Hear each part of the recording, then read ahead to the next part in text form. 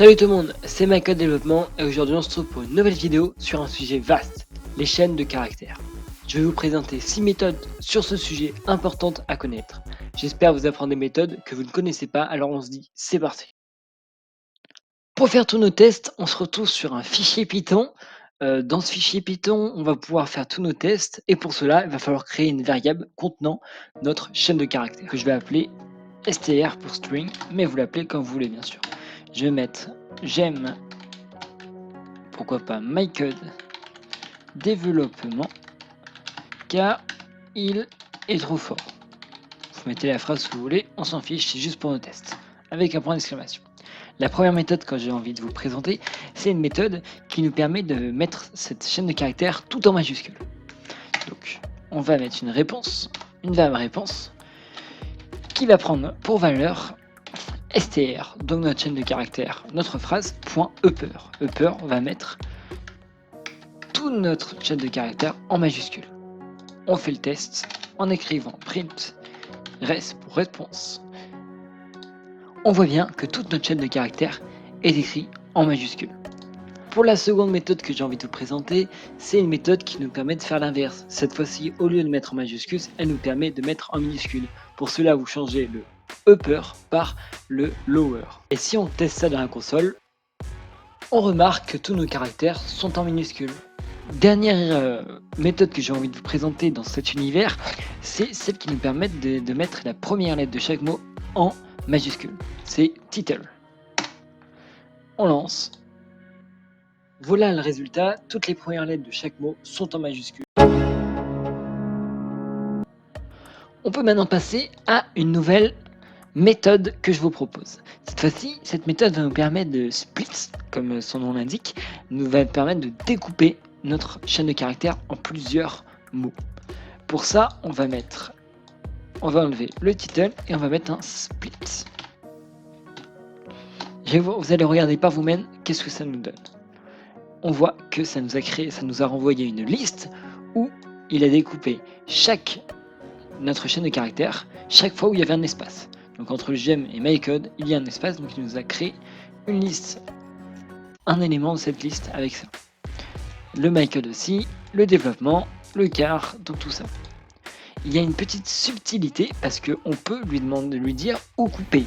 De base, il coupe là où il y a des espaces, mais on peut lui demander de couper, par exemple, avec des A. Si on fait le test, il va découper à chaque fois qu'il y aura un A. Donc là, vous voyez, le A disparu, il a coupé entre le J et le im, parce qu'il y a le j'aime. Ici, car le car, il a découpé entre les deux. Il nous reste un petit paramètre à apprendre avec cette méthode split, c'est max split.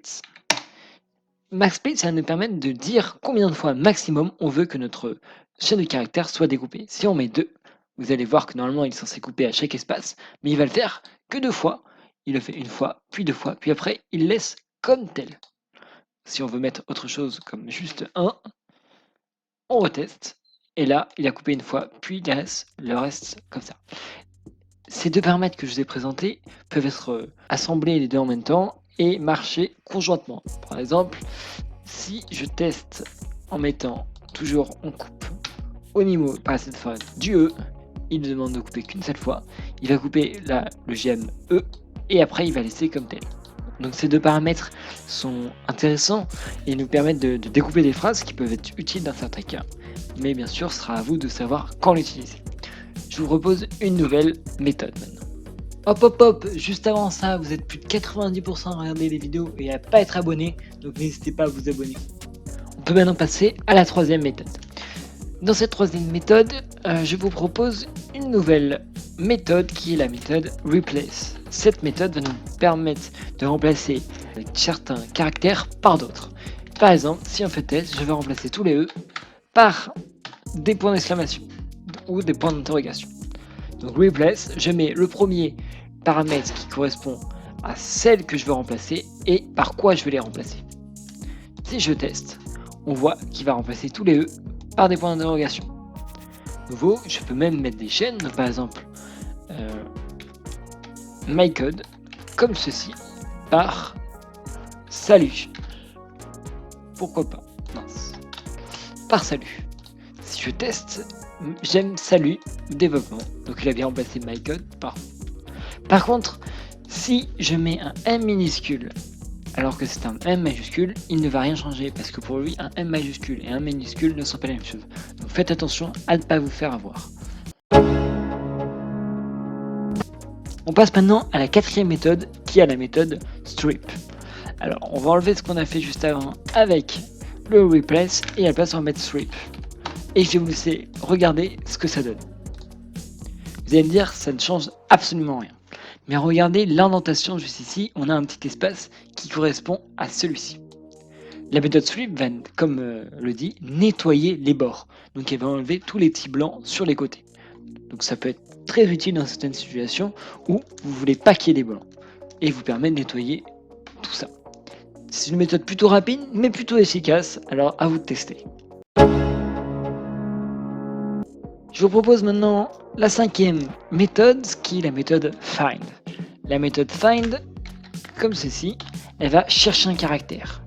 Donc si par exemple je cherche le caractère E, je lui mets find entre parenthèses double cote E ou simple cote et on cherche. Il y en a donné 6. Il nous dit 6 et pourtant il n'y a pas 6 E qui sont présents dans notre chaîne de caractères. Si on compte, on a 1, 2, 3, 4, 5, 6, 7.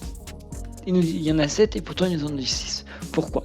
Parce qu'il va nous dire où est présent le premier E. Regardez. 0, 1, 2, 3, 4, 5, 6. Notre E est présent à la 6e position. N'oubliez pas que en Python et dans beaucoup de langages de programmation, E, on commence toujours à 0, pas à 1. Donc c'est pour ça qu'il y a 6, alors que si vous comptez vraiment 1 en commençant par 1, vous aurez 7. Donc c'est une méthode plutôt intéressante et qui, je vais vous montrer juste après, une méthode qui nous permet de combiner les deux et d'avoir un rendu plutôt pas mal. Cette fois-ci, regardez, si je mets le J, il mettra 1 parce que c'est la première. Par contre, si je mets quelque chose qui n'est pas dans notre chaîne de caractères, il va nous retourner -1. On passe maintenant à la dernière méthode que j'ai envie de vous présenter aujourd'hui. Alors cette méthode, elle est un peu pareille que l'ancienne, mais pas tout à fait. Les deux, vous allez voir, se complètent. C'est pas find, cette fois-ci, c'est .count. Count. C'est .count. Alors, celle-ci nous permet de compter le nombre de fois qu'un caractère apparaît. Par exemple, si cette fois je mets E, il ne va pas nous retourner 6 comme tout à l'heure la position, mais bien 7, parce qu'il y a 7 E dans notre chaîne de caractères. Si je mets C, il va nous retourner le nombre de C qu'il trouve. Si par contre je mets quelque chose qui n'existe pas comme le C majuscule, qui n'est pas la même chose que le C minuscule, il faut bien le comprendre, il nous retourne 0. Donc ces deux méthodes par lesquelles j'ai fini, elles sont un peu complémentaires. Les deux marchent un peu ensemble, je trouve. Après, vous pouvez les utiliser pas ensemble, mais moi je trouve que c'est plutôt pas mal.